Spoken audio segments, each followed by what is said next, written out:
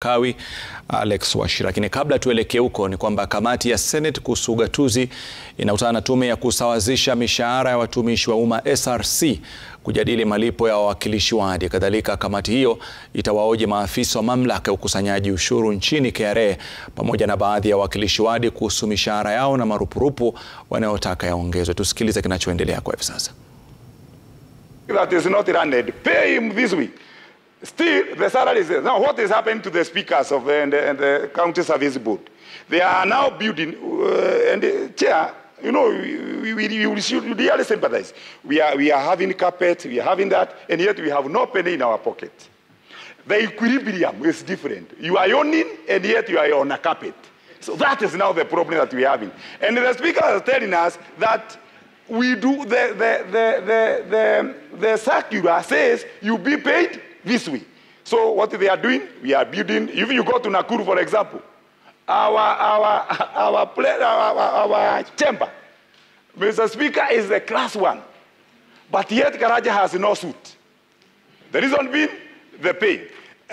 Mr. Speaker, Mr. Chair, let me give you now what it means to be paid the way the commission is paying us. I have this circular. I have this. I used my pay slip. And another member, I am a chair of trade. Last time I was a majority leader. And then this time I was told I tasted the other bit.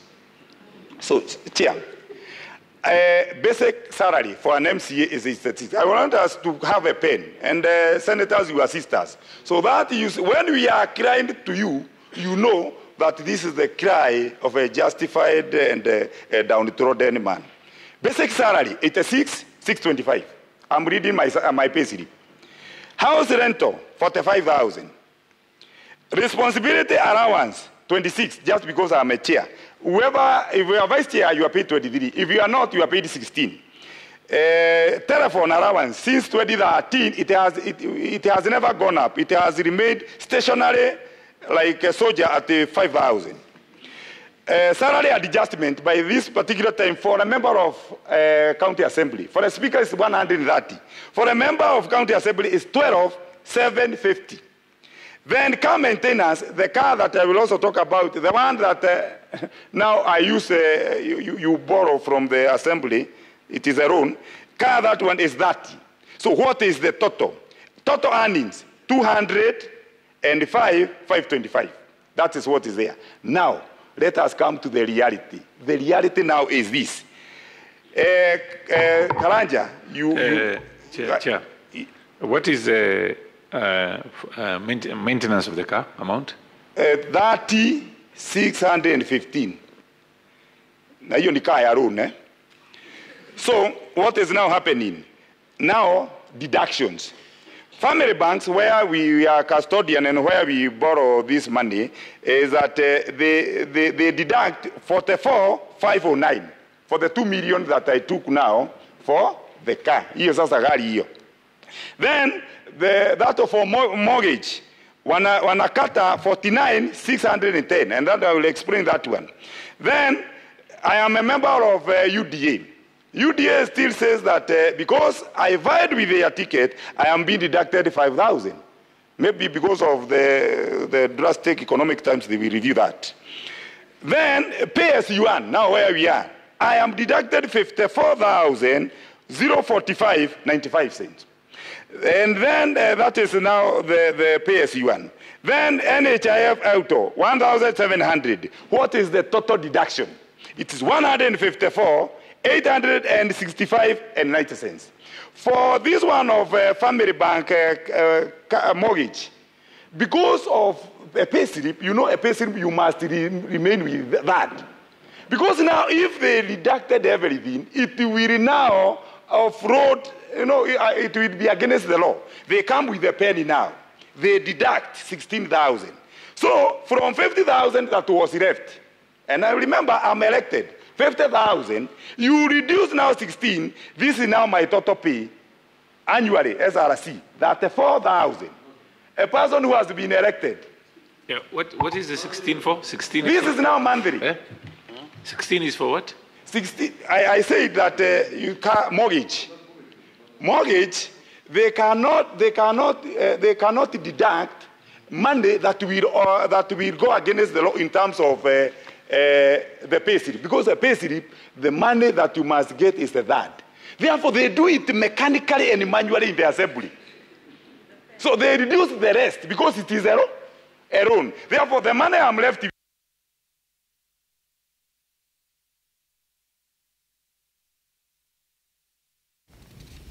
Na mtazamaji, na vitu tunaomba radhi kwa itilafu hiyo, lakini kwa kweli anajaribu kuweza kuonesha jinsi ambavyo hali ilivyo na makato ambao wanakatwa, hivyo basi ikifikia mwisho wa kwisha wanakwenda nyumbani na pesa ambayo haiwezi kuwasaidia kujisukuma wao wenyewe kimaisha, licha ya jinsi ambavyo watu wanawategemea wao na kubadilisha maisha yao.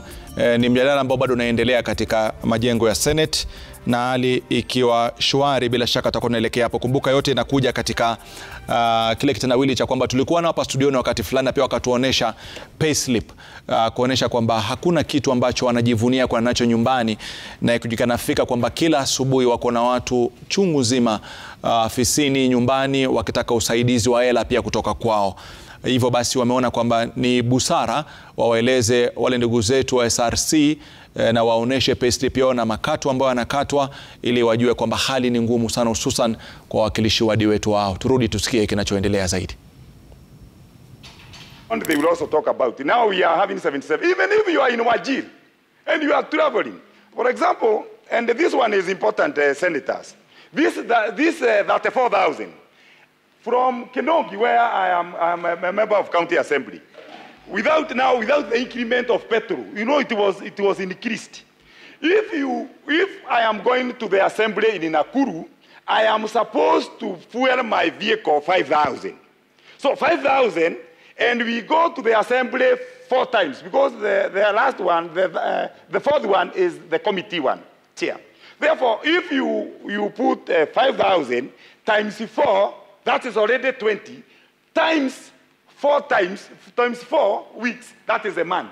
Therefore, it is 20 times 4, that is 80. Now, you see, now I'm running on a negative, even before I eat. If I go to assembly and eat, then you see that I have to sell my chicken in order for me to eat in the assembly. And that's the criteria that we use to cross the assembly. Because what we use to go to the assembly? You are not eating, you are suffering. Therefore, you take that, and then now put it that way. That I don't know whether they understand what I'm saying. The last one. And God will talk to them as we are talking here. Now, the issue of car reimbursement. You know, we were given 2.2. Thank you for giving us that. 2.2. 2.2, when you go to the assembly, you are supposed, before you get the vehicle, or before you are reimbursed, it is a reimbursement. You first of all, you are told, go buy the vehicle. Therefore, I go to the motors. I buy the vehicle. Wherever you get the money from, that is up to you.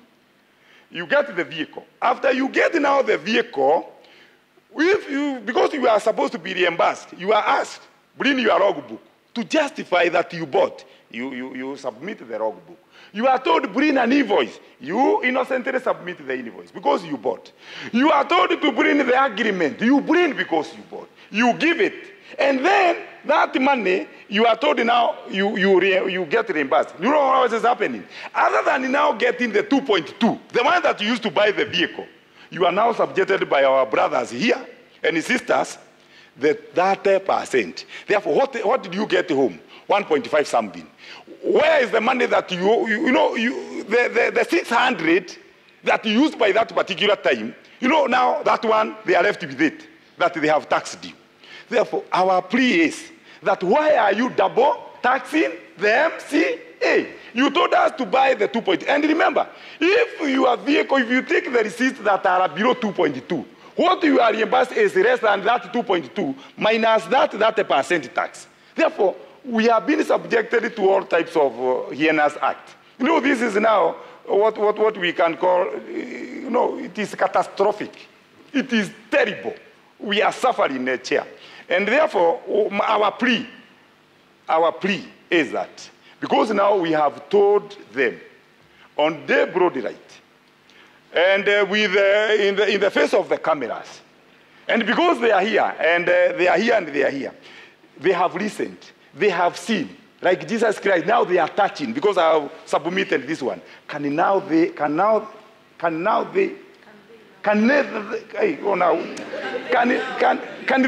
act on humanitarian grounds not to kill devolution? And we really don't care. I don't want to be able on that. Mr. Chair, if you continue talking about this one, you will cry. And because we don't want to cry like Zakaja, let me sit down. Thank you, Shua Karanja. I think that is a very elaborate way of doing things. Now that we've had the CAV and AMCA team, I will appreciate. Point of order, Chair. Yeah. What's the point of order? I wanted to add on something that I feel that they skipped. Only give limited to only 2 people, speakers, for your team. So I don't know what you want to add again. Is something crucial, a very important thing? Okay, 1 minute. Okay, thank you. And nobody else will be allowed again. Allow me to speak, Chair. Allow me to stand, Chair. Chair, on the committee sitting, the SRC decided to cap at 4 sittings per week. In 2013, when I was in the assembly, I was among the first MCAs. We do not have the capping. So if that is uncapped, that might mean a lot for the MCAs. The other thing is on the mileage. In 2013, it was 45 kilometers return. Anything beyond that, it used to be compensated on the AA rate. Now, it is reduced. The AA rate at the time was 109.8. Now, they've reduced it to 77 pence per kilometer, and they banded. Banding, by banding, I mean 0 to 45 this amount, 45 to 100 this amount, which is very unfair.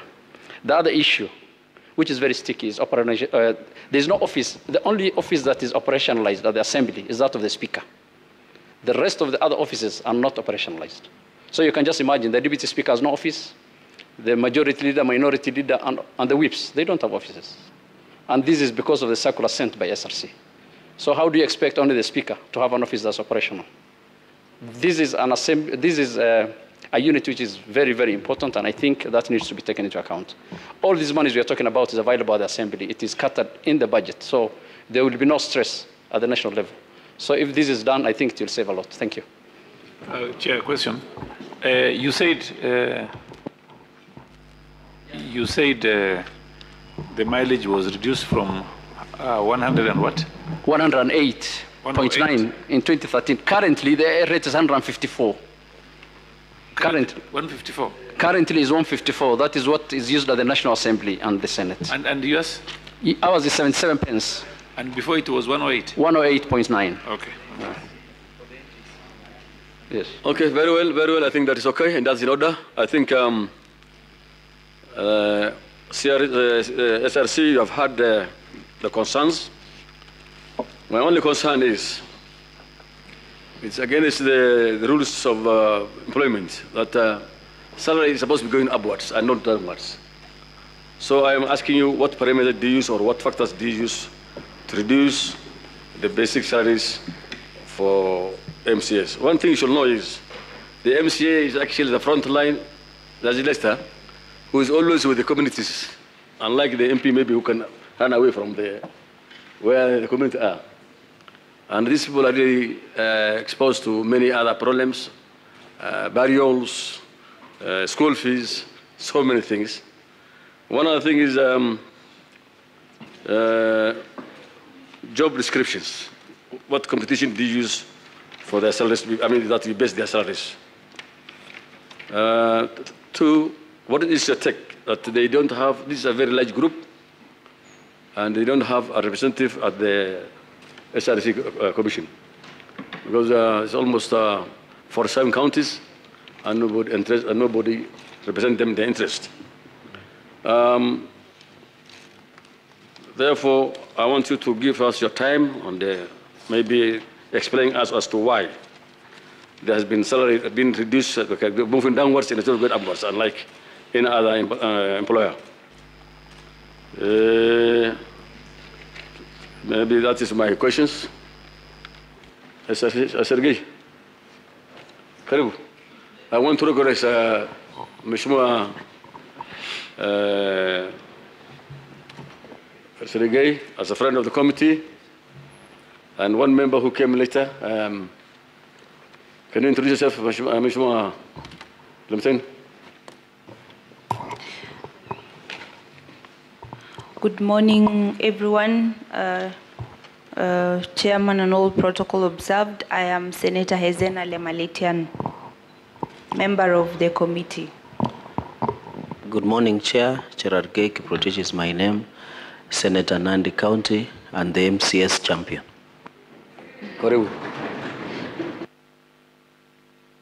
Over to the Chair SRC. At least take her time, and her colleagues, whoever wants to talk. Thank you, Honorable Chair and members. We shall respond to the